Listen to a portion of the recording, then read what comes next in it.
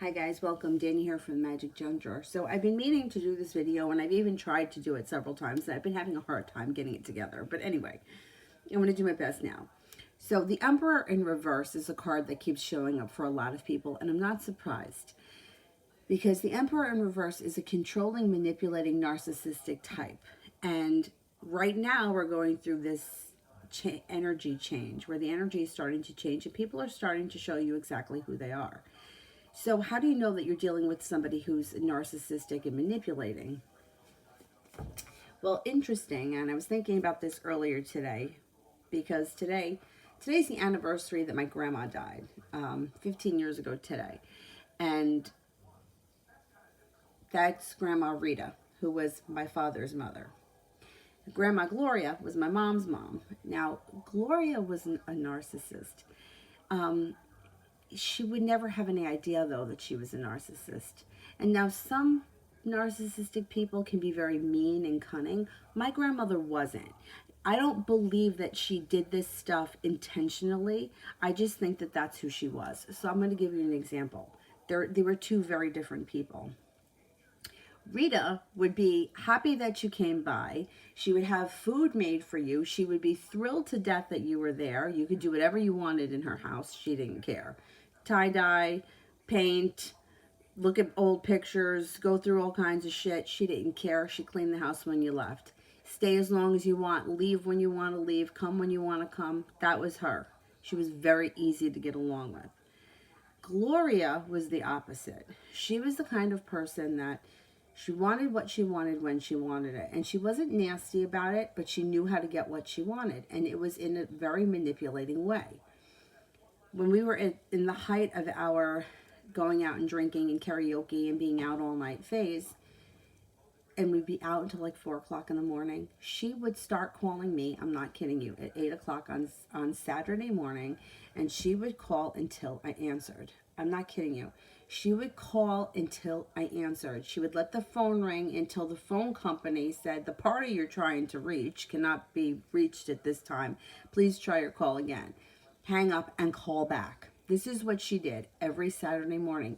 If I didn't answer, she would just show up here. And her way in would be she would stop and get coffee. She would bring coffee here and she would bring bagels. And that was her way in. I brought breakfast. It was never about, I want to see what you need. It was, this is what I need. Okay, so you see the difference? It was, I need to see you now. So I'm going to come over. I don't care what you're doing. I don't care who you're with. I don't care how late you were out. I'm coming over. That's how she was. She did it to my mother. She did it to me. She grew up. She was the only child. Her mother actually had, I think she had trouble with having children. She had a brother who passed away very young from pneumonia. I think he was an infant. My grandmother, I believe, came from a pretty well-off family. And, you know, she was kind of like the princess. And, you know, she got what she wanted, always. And she knew how to manipulate the situations. She would use guilt. And for somebody like me who's very empathetic, I would feel guilty. So I would just give in, because to me, I would rather give in and make her happy rather than not see her and have to deal with the guilt of it, because the guilt would kill me. So you've got people who are very empathetic and you have people that are very narcissistic, and most people kind of fall in the middle. You know, most people, they put their wants and needs first, which is what they should.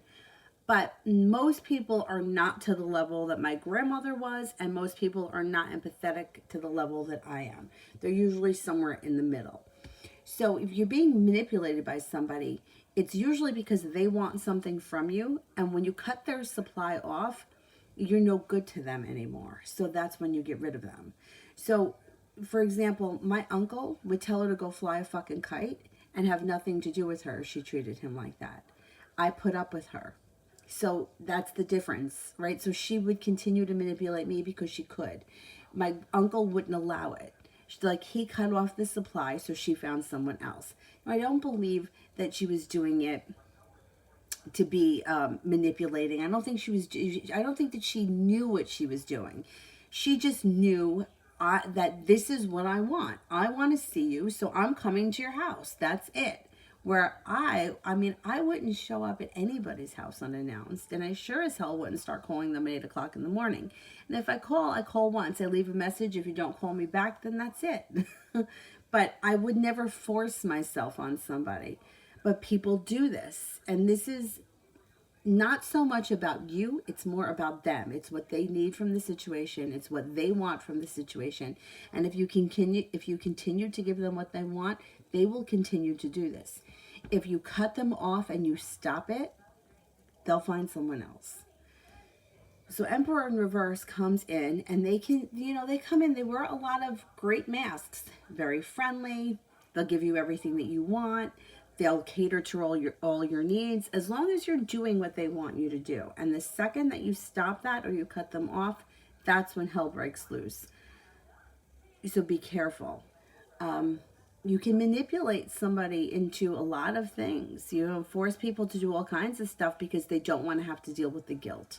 And I understand, because I went through it with my grandmother, only I didn't realize that's what I was going through until I started reading about narcissists when I got involved with another one, when I had another person who was doing similar things.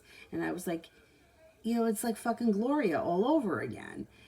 And then I started doing some research about it, and I understood a little bit why I was so easily manipulated is because of my highly empathetic nature. I feel bad. I don't want to make anybody else feel bad. I don't want to, the guilt of me making her feel bad, I didn't want to have to deal with. So it was just easier for me to give in. My mother was like this a little bit, but not to this extent at all. But Gloria had no idea she was like that. Like, she didn't. Like, she would say things to me like, I used to work every Sunday because at the store it was time and a half. So that was like my paycheck was on Sunday. Like, that's where I made my money. And she would say things to me like, well, it's too bad that you have to work on Sunday because we could go to whatever fair or craft show or whatever bullshit she wanted to go to. But, I guess you can't go. So I guess I'm not going to go. And it wasn't that I didn't want to go. It was that I had to go to work. I needed the money. And she could have, paid some of my bills for me. She could have, came at it a different way. So I could have been able to take time off. But it was always about her. Like, she wouldn't give me the money to pay for anything so that I didn't have to go to work. It was like, well, then I guess I'm not going to go. And I never felt guilty if it was because I had to go to work, because I had to support myself. So that's where I didn't feel guilty. And somebody even said to me once, I think you hide at work. And I was like, no, that's not true. And, looking back on it, I think I did hide at work. I think it was a great way for me to escape everything. It was like, I got to go to work. And I think that's why, I did need the money legitimately. I needed the money, but I probably could have worked less. But I definitely found some sort of refuge in running away from things and not being available. It was easier for me to have to be at work than say, no, I'm going out with my friends, or I'm doing this, or I'm doing that, because the guilt would have been too much for me. And I would have felt too bad, and I wouldn't have enjoyed myself. Where another person would be like, listen, I'm 25 years old, I have a life of my own, and I'm not spending it with my grandmother because that's what she wants. Now, on the flip side, okay, so let's turn it around now. There have been times where it was a holiday and I had nowhere to go, and she was invited to go somewhere with my uncle, and it was, oh, I'm going with my son to his friend's house. You think she cared where I was? Nope. I ate Thanksgiving dinner home by myself. And I'm okay with that. Like, I would never say, oh, you're going to leave me alone? I'm not going to be anywhere on Thanksgiving? Really? You're going to leave me by myself? I wouldn't do that to other people. But I'm not a manipulating narcissist. So I would rather, and I'm okay with being home alone. Like, I don't need anything. I'm okay. I could take care of myself. But So you got to kind of see like the person that's coming in.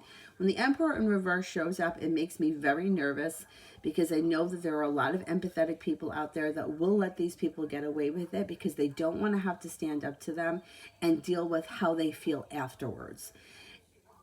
And that can be an issue. So my suggestion is to cut them off as soon as you start to see it. Manipulating it is like, well, I'm going to buy you something because I want you to do something for me. And then I'm going to hang it over your head that I gave you this. I did this for you. Now you owe me. When somebody's coming at you from that point of view, like, that's what you have to watch out for. And I've always often thought to myself, because I'm one of those people, and I know that there's a lot of people in the that come to the live streams that are similar to me, go over and above with buying people gifts. And for a long time, I think I didn't really question it. But I wanted to think, I thought to myself recently, like, why was I buying gifts like that?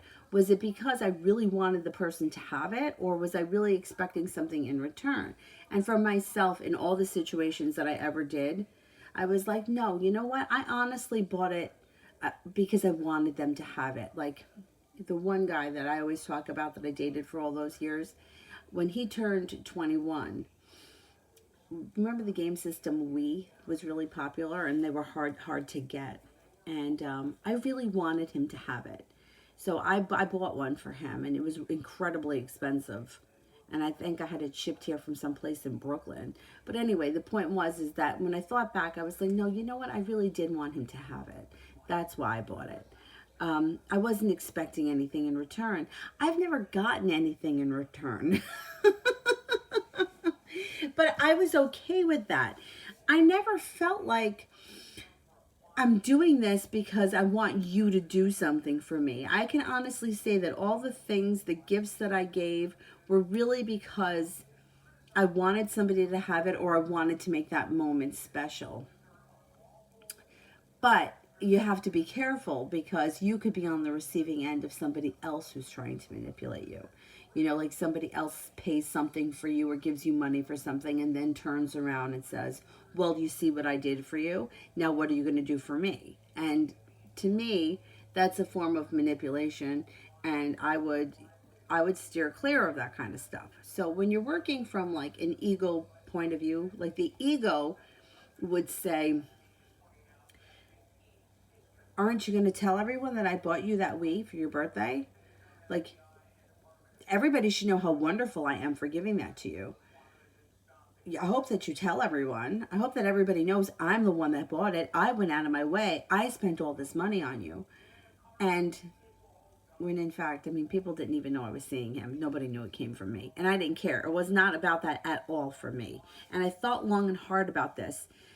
That's just one example. But over the years, I've done it for people, and then I was like, I thought to myself, no, it was because I really wanted them to have those things, or I really wanted to make the moment special, or I thought that, we were going to be together forever. So I thought that, there was a couple of situations where I thought, well, it's all going to work out even in the end anyhow, because, he needs the help now, but at some point it'll come back to me, so who cares? Like, that was kind of my thinking. So I can say for myself that I've given stuff with a clear conscience, not to manipulate people. But I've got a lot of people coming at me lately with the Emperor in reverse. So I just want to be really clear about it. Your soul does not need to be it doesn't need what the ego needs. Like, the ego wants to know, what does he think of my picture, and how did he think I looked today, and is he attracted to anybody else but me? Am I the most beautiful person in the world? Like, that's what the ego wants. The ego needs praise. The ego needs to feel good. The ego needs to understand, well, what is he with her for? I'm better looking. Why is he with her? I have a better body than her. Does he like me better than her? He should like me better than her because I'm better than she is. That's ego. Your true self and your true soul doesn't need that. So figuring out where it is that you're operating from is much easier when you know what your intentions are, if you just sit and think about it for a second. So are you trying to control somebody? Like I'll have people ask me questions like, well, is my ex-boyfriend going to be with this new girl for how long?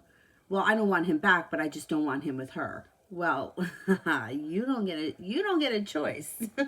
That's then you're trying to control his life for what reason? You just want him to be alone? You don't want to be with him. You want your life to move on, but his life shouldn't.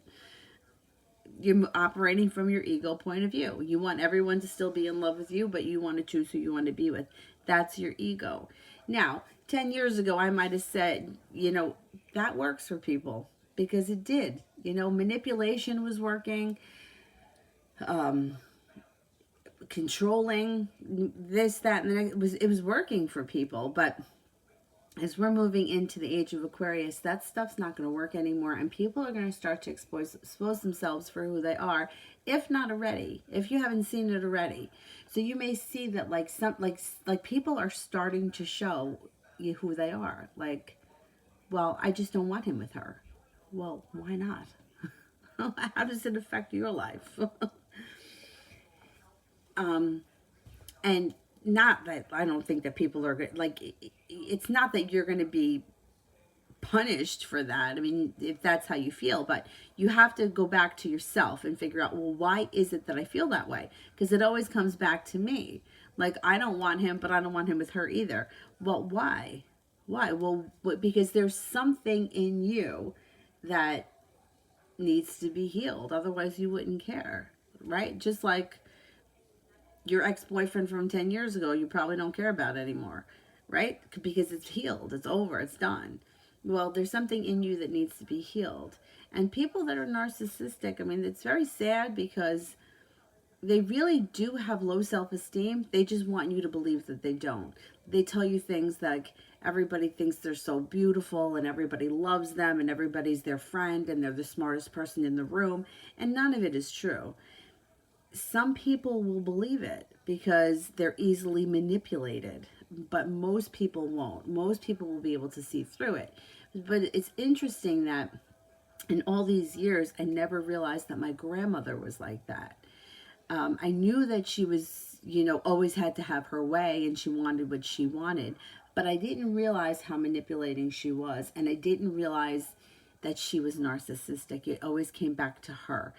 And crazy things, like she had a pool in her backyard, right? An in-the-ground pool. It was a beautiful pool. And she used to work. Her and my grandfather worked all day long. And when it was the summertime and we were off school and we were little kids and my mother wasn't working, we weren't allowed to go there. We belonged to the town pool. Like, why couldn't we go there? Like, we couldn't go there if she wasn't there with me. Well, it's like, my mother fucking lived there. She grew up there. Well, why can't she come over and use the pool? But this was my grandmother. What was hers was hers. Whereas my other grandmother, I mean, she would let you have anything. She would literally give you anything. They're just very different people. Now, I don't know, is it because one grew up very spoiled, the other one grew up in a larger family, and they grew up differently? At the end of the day, my Gloria thought who she was and had held herself in very high standards. And Rita, well, I feel like her and I are a lot alike. Because she always used to say things to me like how other people made her feel bad, or, just like things growing up that really resonated with me. And she used to get really mad at me. She used to be like, if you let somebody else make you feel like shit, then that's on you. They're the shit. You're not. If you allow them to make you feel that way, well, then that's your problem. And she's right. Like, you really have to stop and think, okay, so one person thinks who the fuck she is and gets whatever she wants, but did she really? Because I would, on any day of the week, spend as much time as I could with Rita because she was so much fun to be with. And I would avoid Gloria because she was very difficult. And she was very opinionated. And like the things, like she said to me once, Something about my teeth. My teeth are not perfect. No, okay, they're not perfect, but I live with them. I think they're okay. She said something to me about having my teeth fixed.